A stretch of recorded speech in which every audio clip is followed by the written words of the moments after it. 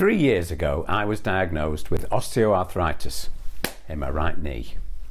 The doctor prescribed strong painkillers and said, "It's just going to get worse and worse, Rob."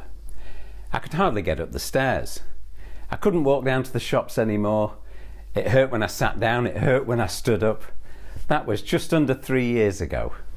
Look at this. Right up to my bum. No pain, no inflammation.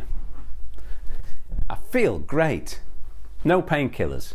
I've got it absolutely under control. And here's the thing, all the things that I do to control this, the arthritis, they make me feel great, absolutely great.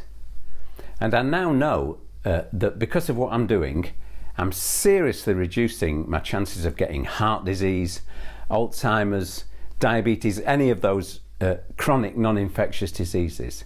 And I do it all in a natural, easy and inexpensive way.